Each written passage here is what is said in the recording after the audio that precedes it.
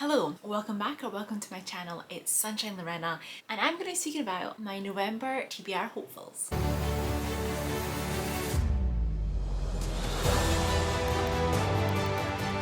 So it is actually already November, guys, and I'm behind on filming. Surprise, surprise.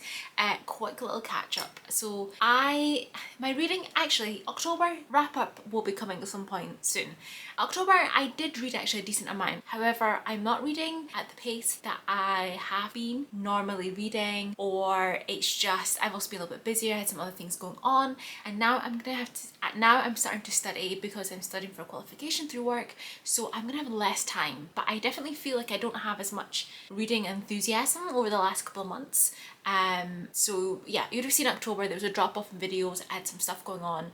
I was filming vlogs, but honestly I didn't have the energy to edit them, and honestly I don't think the footage was that good, so I wasn't not going to put you through that. So this is a TBR video, but it's just hopeful. So if you have been watching my videos for a while, you'll know that this year I was trying to do like fun and creative ways each month to select my TBR, which I did most months. There's some months where I didn't because I had this thing where I'm like, oh, I'm not really reading as much. And this month my idea was going to be let my husband pick it, but I definitely don't need TBR pressure. So like I said, this is the hopefuls.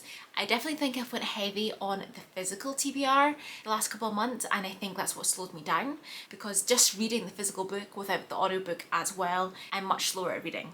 And speaking of which, the first couple of books I'm going to cover off is ones that I have hung over from October and one from September, guys.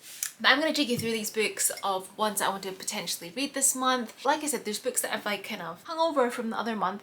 One of them is The Minders by John Mars, so I picked this up in October. As you can see, I am maybe about a third of the way through. I'm on page 168. I am really enjoying this. I just ran out of time to finish it in October. This is one of his thrillers that have like Black Mirror vibes. So there's these 5 people that have been selected to be minders. So essentially the government has found this new and creative way to store all their secrets and information, and it's implanted into these 5 people's brains. They had to go through tests, etc. And basically they get a redo. They get to like kind of restart their lives. They have to live like this for 5 years, have like have no contact with people in their previous lives, kind of move on. It's all funded, paid for the government, and then after the 5 years they're like free to start their life wherever they want to go, which sounds quite good to be true, considering when you look at, which, you know, for the people that have been chosen, they all have a reason why they kind of want to disappear from their previous life, but it says one of them cannot trusted. So who it exactly is, I'm not too sure, because there's a couple of like people that I'm like, I don't know how I feel about your backstory, but you don't seem that trustworthy. So it's gonna be interesting if it is them or if it's gonna be somebody who seems completely fine that actually turns out to be not okay. So yes, really enjoying it. I will be finishing that in October. And the second one that I'm still continuing to read is The Shadow of the Wind, Carlos Ruiz Zafron. This I started in September, guys. I have an autumn cozy read with me if you want to go check that out. And that's when I first picked this one up. I read a few pages in October, but because I was focusing on those readathons and my TBR, I just didn't really get a chance to read this one much. So yes, I will continue this again. I'm not even a third of the way through on this one, but I want to finish this in November. I do have the sequel on my shelf, so at some point I will pick that up. I don't think it'll be this year because, guys, I'm behind on the reading. But yes, this is all about a mystery of a book called Shadow of the Wind by author Julian Carax. The book is found by a 10-year-old Daniel when his dad takes him to like this library labyrinth. So he's kind of following this mystery of the author as he's growing up and trying to figure out who exactly is Julian Carax. It's all of this huge mystery.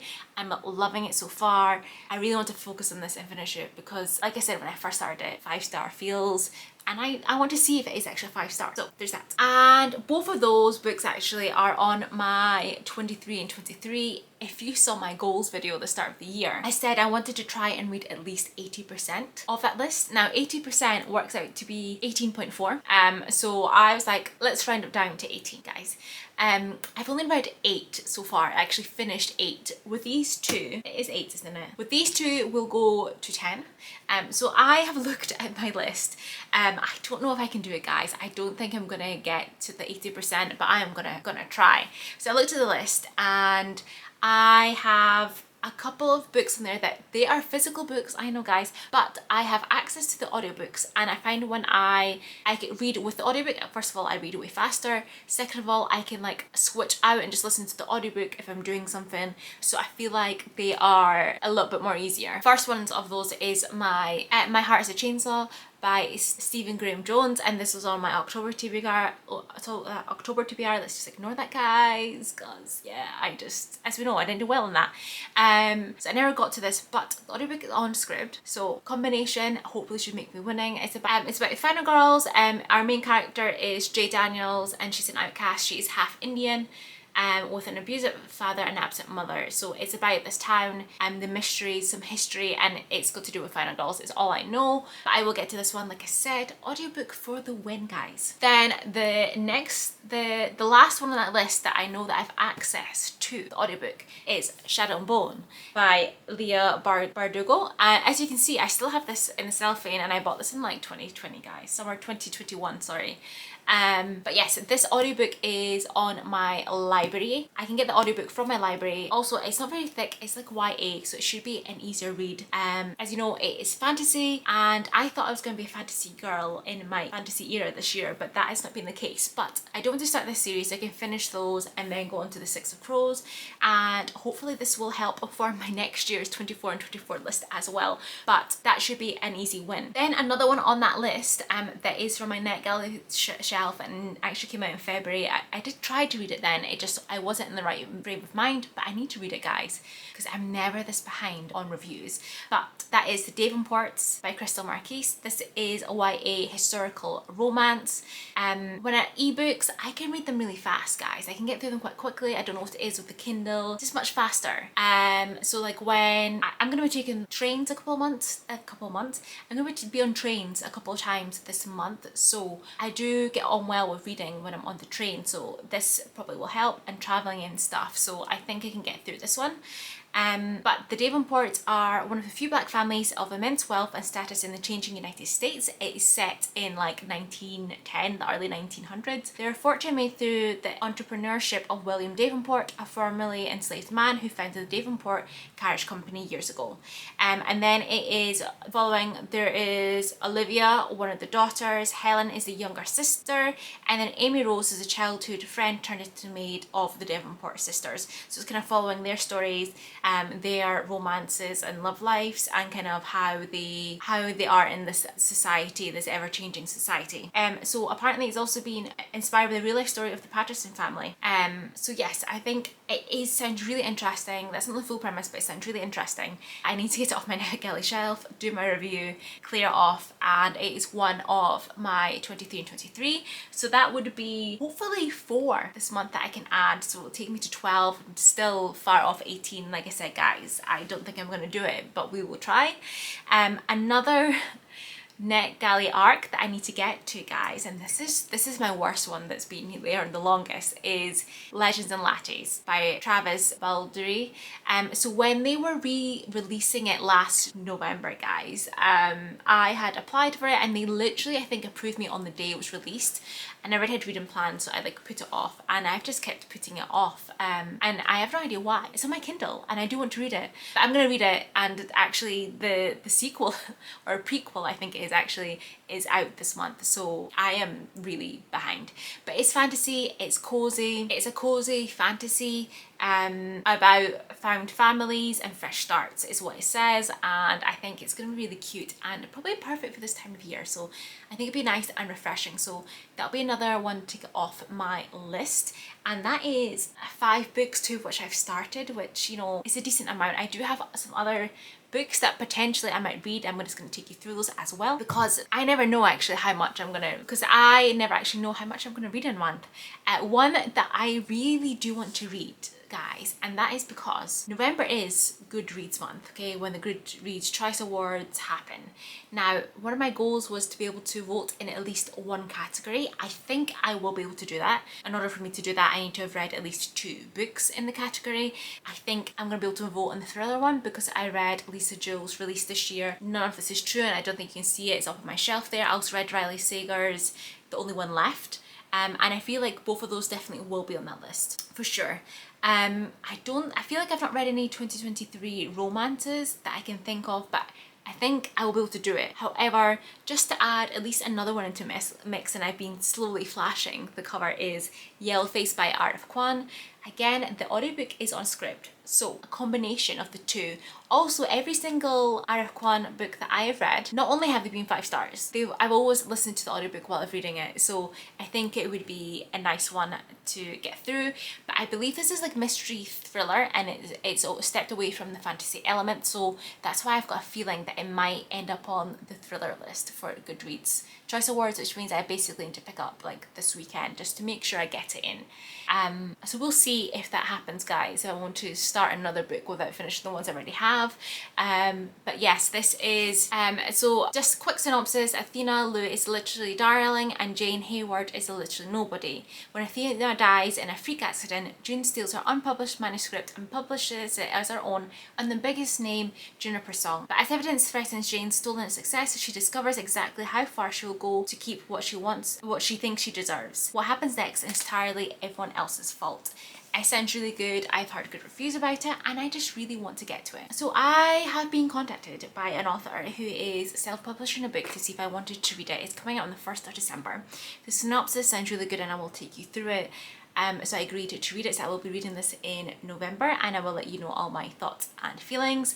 The book is called Tearless and it's by A.O. DeForge. And the synopsis of this one is a story that is primarily set in Lagos. It follows the journey of Lami Davies, who struggles to reunite her separated siblings and rise above her trauma. Lami is obsessed with finding her little sister, who she lost contact with at the age of 12 after her mother died. Her abusive father separates the children, giving each one away to different relatives. Tutu, the youngest, is sent away to live with a distant aunt in England in an attempt to reunite her family. As she transitions into adulthood, we see how all her childhood experiences influence her intentions and interactions as an adult. Her story will offer hope to all readers who are battling to let go of past trauma in order to prevent it from spilling into the present and the future. In addition to being a passionate and unflinching story of interracial love, Tearless is also a rare and moving love letter by a young African who's enamored with the French language and culture, yet also determined to write from her own perspective. So it sounds really good. I'm really looking forward to picking that up, and like I said, I will get some links and find out where it's going to be published, etc., so that you can have access to that as well. So I still have Kindle Unlimited, so I actually paid for it October into November now. I haven't really been keeping up with my reading on Kindle Unlimited that great. I'm keeping a tracker. I am going to do like an update video after 3 months having my new Kindle and Kindle Unlimited. But I went to cancel knowing that they might give me an offer, guys, because I still kind of want it around December because like all the Christmas books, and they gave me like another 3 months. So I'm going to, it depends on how these other books go, but here's a couple of books that I might read in Kindle Unlimited. I'm just going to kind of give you author name, maybe a line on the synopsis, but not too much information about these ones that I particularly want to pick up. So one of them is a thriller, and that's The Patient by Cole Baxter. This was in my releases, the book's being released October, November, December video. It sounds really good.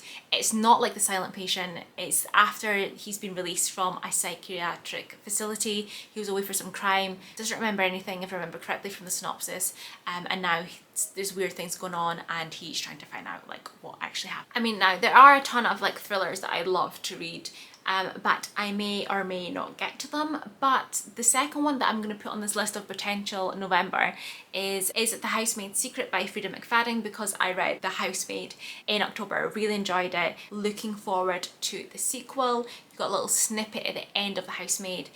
It is a thriller, and in the first one, our main character, she gets a job as a maid, like a live-in maid for this family, but there are some weird things going on, and she discovers that the door to her room can only be locked from the outside, and there's some weird stuff going on, and that's what I'm going to tell you. But I want to read the sequel at some point. I'll see if I have time for it in November or not. And then a little bit of romance potentially picking up is Magnolia Parks by Jessa Hastings. This is a TikTok favorite, and I just really want to read about it. It just sounds like it is going to be fun, a little bit trashy, like nothing serious, but it's a whole series of books. People seem to love it, and it might just be what I need to kind of break up this apparently very heavy thriller and fantasy month. But it is here it's described as Gossip Girl and Made in Chelsea. If Gossip Girl and Made in Chelsea had a baby, it'd be this book. Is set in London, I believe, and it just sounds like it could be really fun. That's it. I feel like I've spoken about a lot of books for my TBR hopefuls. We'll see how I go on, get on this month, and I'm going to be a little bit better at posting videos in November. You have also this TBR video, and you're going to have my wrap up. I'm going to try and do at least one vlog, and my Kindle Unlimited 3-month how did it go, is it worth it video. But yes, that's it. Let me know what is your top priority to read in November. Hit that like button, hit subscribe if you don't want to miss any more content from me, and it really does help me as well. Thank you so much for watching, and I will hopefully see you in the next one. Bye! You are really close. Hello, welcome back, or welcome to my channel. It is Sunshine and blah, blah, blah, blah. Why can't I say that?